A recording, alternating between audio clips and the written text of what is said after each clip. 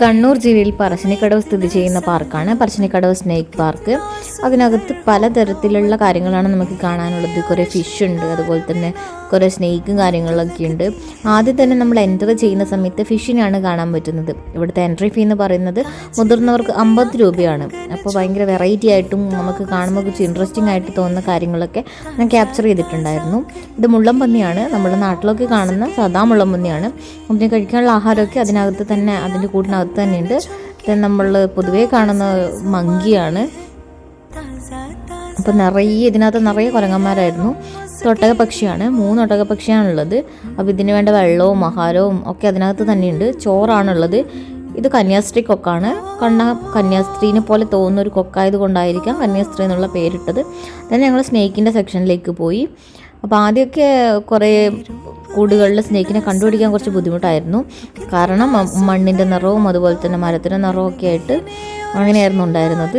ഓരോരോ കൂടിന് പുറത്തും അതിനകത്തുള്ള പാമ്പിൻ്റെ പേരും അതുപോലെ തന്നെ അതിൻ്റെ വിവരണങ്ങളും കൊടുത്തിട്ടുണ്ടായിരുന്നു. അപ്പോൾ അതൊക്കെ വായിച്ച് നോക്കി അതിൻ്റെ ജീവിത കാലയളവും അതിൻ്റെ പേരും അത് ആഹാരമാക്കുന്നതും കാര്യങ്ങളൊക്കെ വായിച്ച് മനസ്സിലാക്കാൻ കുറച്ച് ഇൻട്രസ്റ്റിംഗ് ആയിട്ട് തോന്നിയിട്ടുണ്ടായിരുന്നു. ദെൻ ഇത് ഗ്രീൻ ഇഗ്വാനയാണ്. ഇതിനകത്ത് നിറയെ ഗ്രീൻ ഇഗ്വാനാസ് ആണ്.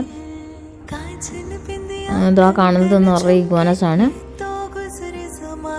ദെൻ മുതലക്കുളത്തിനടുത്തേക്കാണ് പോയത്. അപ്പോൾ അവിടെ എന്ന് വെച്ചാൽ 2 മുതലക്കുളങ്ങളാണുള്ളത്.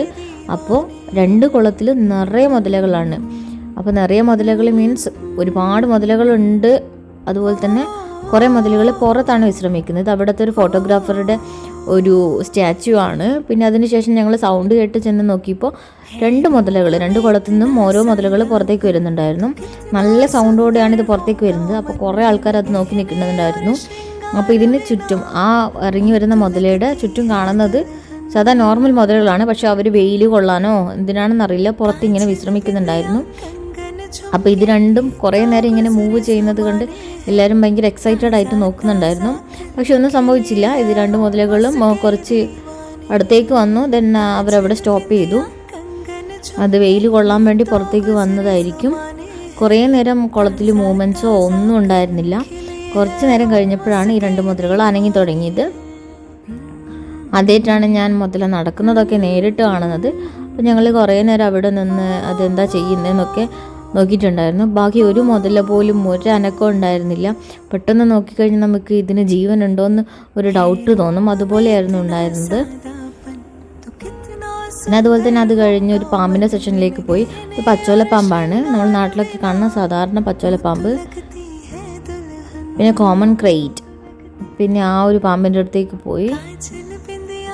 ശംഖുവരയൻ, ദെൻ റെഡ് സാൻഡ് ബോ.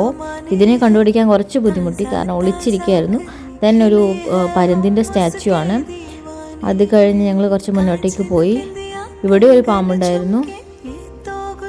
ഈ കൂട്ടിൽ നിറയെ പാമ്പുകളായിരുന്നു. അതുപോലെ തന്നെ റൂം അറേഞ്ച് ചെയ്തിട്ടുള്ളതും ഭയങ്കര രസമായിട്ടായിരുന്നു. പക്ഷെ നമ്മളൊന്ന് ചിന്തിച്ച് നോക്കണം, കാട്ടിലൂടെയും അങ്ങനെയൊക്കെ ജീവിച്ച് പോകേണ്ട ജീവികളാണിതൊക്കെ. പക്ഷെ ഇതിനൊക്കെ കൂട്ടിൽ പിടിച്ചിട്ട് നിൽക്കുന്ന സമയത്ത് അതിന് കുറേ അതിൻ്റെ ആവാസ വ്യവസ്ഥ കൊടുക്കുന്നുണ്ടെങ്കിലും കുറച്ച് ബുദ്ധിമുട്ടുള്ള പോലെ തോന്നി. ഇതവിടെ സെറ്റ് ചെയ്തിട്ടുള്ള ക്രിസ്മസ് സെറ്റിങ്സ് ആണ്. പിന്നെ നമ്മൾ എക്സിറ്റ് ചെയ്യുന്ന സമയത്ത് നല്ല പെയിൻറ്റിങ്സ് ഒക്കെ ഉണ്ട്. അതൊക്കെ കണ്ട് അവിടെ നിന്ന് പുറത്തേക്ക് ഇറങ്ങി. ഇത് കുറച്ച് ഇൻട്രസ്റ്റിംഗ് ആയിട്ട് തോന്നി.